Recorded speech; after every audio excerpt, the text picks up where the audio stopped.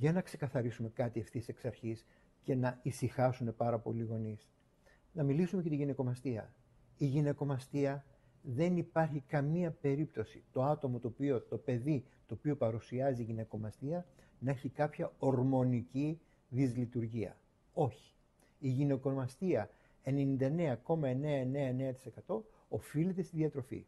Όλα αυτά τα επεξεργασμένα τρόφιμα, τα γαριδάκια, όλα αυτά τα πράγματα τα οποία έχουν μέσα και ορμόνες αλλά και ουσίες οι οποίες καταστρέφουν τις ανδρικές ορμόνες, αυτά όλα τα τρόφιμα είναι υπεύθυνα για την γυναικομαστία. Επίσης, μην ξεχνάμε ότι πάρα πολλά χορταρικά για να γίνουν μεγαλύτερα, να γίνουν πιο αφράτα και πιο γρήγορα, εκεί πέρα ρίχνουν ορμόνες. Και ρίχνουν μάλιστα ορμόνες γυναικείες. Το λέω πάρα πολύ απλά αυτό το πράγμα. Αυτές οι γυναικείες ορμόνες μπορεί να προκαλέσουν και γυναικομαστία. Προσοχή λοιπόν στο τι παίρνουμε και κατά πόσον είναι σωστά βιολογικά τρόφιμα.